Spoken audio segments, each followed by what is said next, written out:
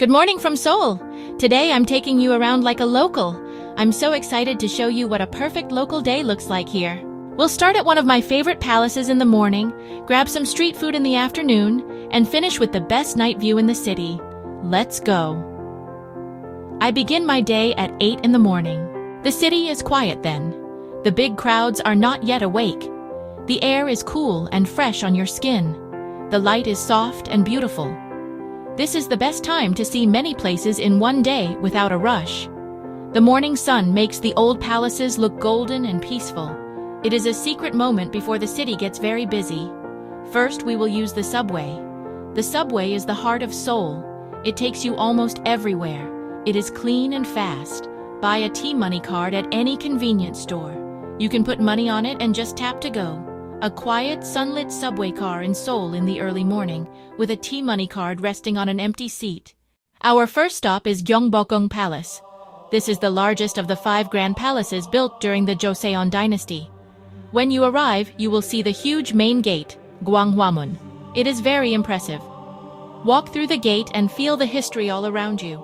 Look up at the roof lines of the buildings, bright colors on the roofs, detailed wooden carvings on the eaves. The roofs curve up toward the sky like a gentle smile. Many people wear colorful hanbok here, walking slowly. It feels like you have traveled back in time. The palace grounds are so large and open, you can find a quiet spot even when it is busy. A special tip is to watch the royal guard changing ceremony. It happens right in front of the main gate. The guards wear bright red uniforms. They carry long spears. They carry flags. You will hear the sound of a horn. You will hear a deep drum. The ceremony is not very long, but it is powerful. You can feel the discipline and tradition. Watch how they march in perfect lines. They move with such care and precision. After the ceremony, it is time to explore the palace grounds. Walk past the main throne hall and go deeper inside. Smaller buildings, quiet courtyards, beautiful gardens. There is a large pond with a pavilion in the middle. It is a very peaceful place to take a photo. I suggest visiting the National Folk Museum, which is located on the palace grounds. The museum shows how Korean people lived in the old days.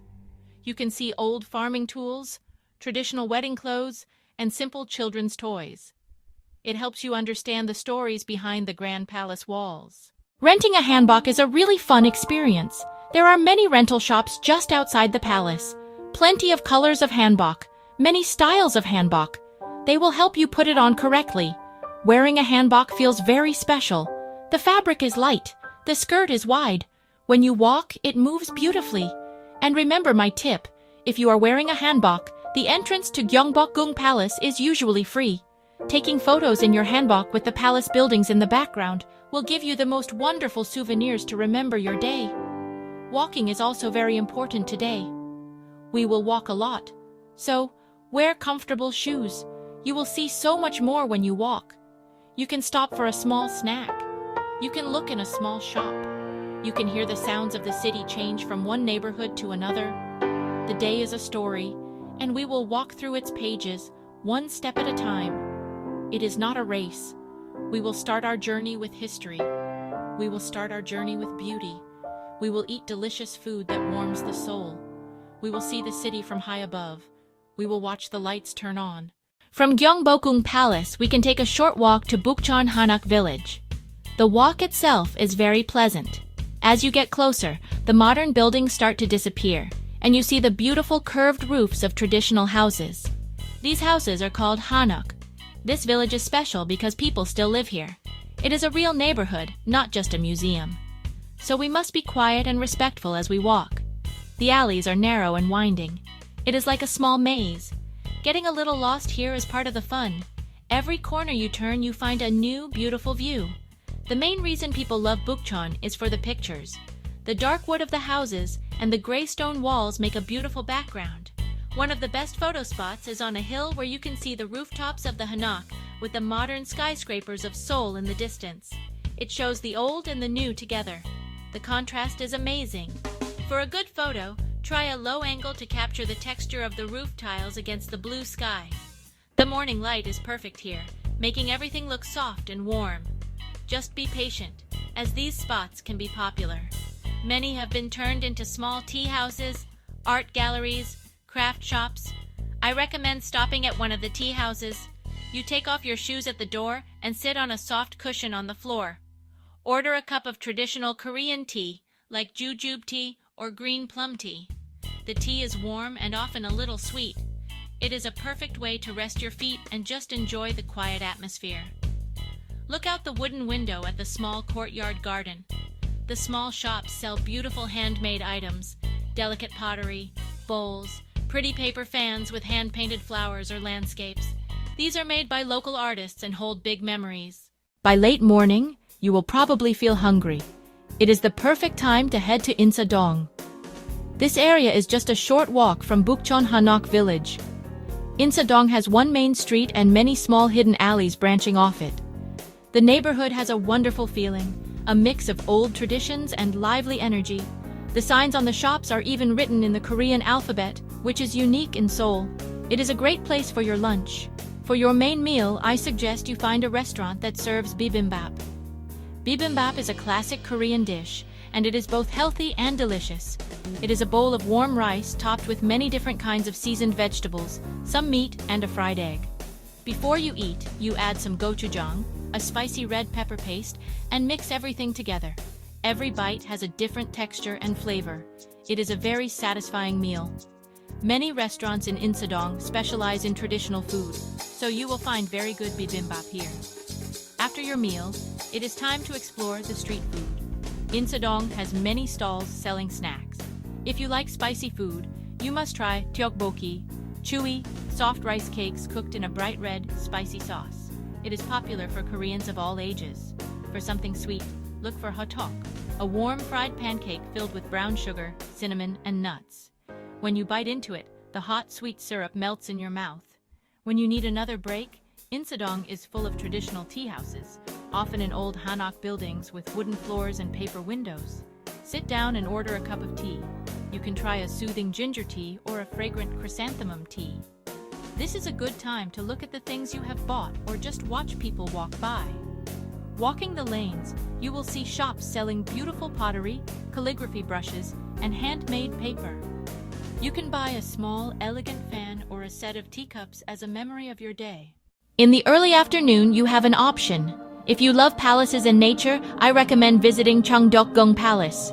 It is right next to Gyeongbokgung but has a very different feeling, more natural and integrated with the landscape. The true treasure here is the Hyeowon, the secret garden. This garden was a private resting place for the royal family. It is a large, quiet space filled with old trees, peaceful ponds, and small, elegant pavilions. It feels like a hidden forest in the middle of the bustling city. To enter the secret garden, you must join a guided tour. You need to buy a separate ticket, and the tours have specific times. I suggest booking online in advance. The walk through the garden takes about 90 minutes. The guide leads you along quiet, unpaved paths under huge ancient trees. The air is cool and smells of earth and leaves. It is a very peaceful and meditative experience. The garden is designed to be in harmony with nature. The pavilions are not grand. They are small and simple, built where you want to rest. One of the most beautiful spots is the Buyongji Pond, which has a small square island and a lovely two-story pavilion. It is a perfect picture of balance and beauty. The garden changes with the seasons. Spring blossoms, and in autumn the leaves turn red, orange, and yellow. Every season offers a different kind of beauty. It is a chance to escape the noise of the city and find a moment of true peace. The quiet rustle of leaves, the reflection of a pavilion in the water, the feeling of cool air, these make it special. It will refresh your mind and spirit before we head to the next much livelier part of our day. It is a perfect pause in our Seoul adventure. After the peace of the palace garden, we will dive into a completely different kind of energy. Let's take the subway to Myeongdong. As soon as you step out, you feel the change. Myeongdong is loud, bright, and full of people. Seoul's most famous shopping district, especially for cosmetics and fashion. Salespeople call out and offer free samples. It is an exciting, dynamic atmosphere full of youthful energy. You will find every brand you can imagine. Famous international names and small local brands. Stores run sales and special offers like buy one, get one free. The staff are friendly and will give you small samples to try, face masks and lotions. Besides cosmetics, there are trendy clothes, shoes, and accessories. It is fun to just walk and see what's popular now. As evening approaches, the streets fill with food carts. The smells are incredible. Try gyeongbokgung, small fluffy bread with a whole egg baked inside. It is warm and comforting. You should also try skewers, grilled chicken with spicy sauce, and eomuk, fish cakes on a stick served in a warm, savory broth. The broth is free to drink and so good on a cool evening. Try tornado potato, a spiral potato deep fried on a stick, sprinkled with cheese or chili powder, or maybe some fresh pomegranate juice squeezed right in front of you. Myeongdong is a place for your senses. The bright lights, the loud music, the crowds, and the amazing smells and tastes all mixed together. Spend an hour or two here, soaking in the energy before we head to our final destination for the day. As the sun begins to set, it is time to go up. We will head to Namsan Mountain, a green island in the center of Seoul. On top stands the famous N Seoul Tower. You have two choices to get to the top: hike the well-maintained forest path or take the Namsan cable car. Many locals enjoy the evening walk. It is peaceful. The cable car ride is quick, and you get a wonderful view as you go up. I recommend it if you feel tired. When you reach the top, the view will take your breath away. From the observation deck at the base of the tower, you can see the entire city. The Han River winds through the city like a giant silver ribbon. As the sun sets, the sky turns orange, pink, and purple. Then, one by one, the lights begin to turn on. It is a magical moment. The sea of twinkling lights stretches as far as you can see. One famous tradition is the locks of love. Couples write names on a lock, attach it to the fence, and throw away the key, a symbol of eternal love. Even if you are not with a partner, it is interesting to see locks from all over the world. It is a colorful and hopeful sight, and a great photo spot. The air is cooler and fresher up here. You can buy a ticket for the very top, but the base view is already spectacular. There are cafes and restaurants, but I suggest just enjoying the view. Watch the city transform from day to night. It gives you a new perspective on where we walked. It is a calm and beautiful way to end the afternoon part of our day. For the final part of our day, you have a choice for your evening entertainment. It depends on your mood. You can go to Hongdae or Itaewon. They are both famous, but very different. Let's start with Hongdae, near a famous art school. Youthful energy, artistic energy, creative energy. If you like live music, street art, and unique cafes, this is your place. Students dancing to K-pop, singers with guitars, street magic. There is always something happening. Your other choice is Itaewon, Seoul's most international district, shaped by a long history of foreigners.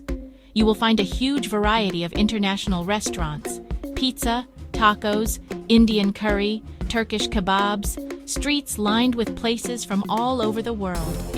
Itaewon's nightlife is more about bars and clubs with a global feel. You will hear music from all over the world and meet a mix of Koreans and visitors.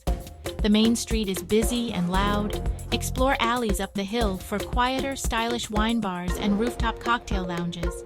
If you want a more diverse, cosmopolitan evening with a wide range of food and drink options, Itaewon is an excellent choice to end your perfect day. Let's talk a little more about transportation, because it is very important for a good day. The Seoul subway is your best friend. The system is huge but easy to use. Signs are in Korean and English. Maps are color-coded. Buy a T-Money card, load money, and tap at the gate. No new ticket each trip. Buses are great for shorter distances. They are clean and efficient. Use your T-Money on buses too. Tap when you get on, and again when you get off for transfer discounts. Bus routes can be confusing, but apps like Naver Maps and Kakao Maps show bus numbers and stops in English. Taxis are safe and relatively affordable, especially useful late at night when the subway stops. Have your destination in Korean or show a map. Taxis have navigation and you can pay with cash, a credit card, or even your T-Money. Cacao tea works like Uber here. My timing tip is the most important one. Start early, around 8 or 9. The palaces are most beautiful and least crowded then. Have lunch around noon in Insadong, spend the afternoon in Myeongdong, then head to N Seoul Tower for sunset, usually between 5 and 7. The evening is for nightlife. Don't try to schedule every minute. Leave space for spontaneous discoveries. A perfect day is not about rushing. It is about moving with a calm and happy rhythm. As our day comes to an end, find a quiet place to sit for a moment. Maybe a cozy cafe in Hongdae with soft music, or a bench by the Han River. Take a deep breath of the cool night air. Think about everything you saw and did today. We started in the quiet morning at a grand palace. We walked through narrow alleys. We tasted spicy rice cakes and sweet pancakes. We saw the city sparkle like a jewel. It was a long day, but a full one. A perfect day in Seoul can have many different shapes. You do not need to see every single thing on a list. Maybe you fell in love with a small art gallery. Maybe you found a tea house so peaceful you did not want to leave. That is okay. The best travel memories are often the small, unexpected moments. A kind smile, the sound of a street musician's guitar, the taste of something new. My final tip is to use a few Korean words. When you enter a shop, say, "Annyeonghaseyo, annyeonghaseyo."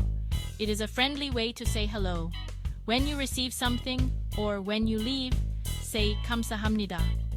감사합니다. It means thank you. People will appreciate your effort. A small connection with a local person can make your whole day feel more special.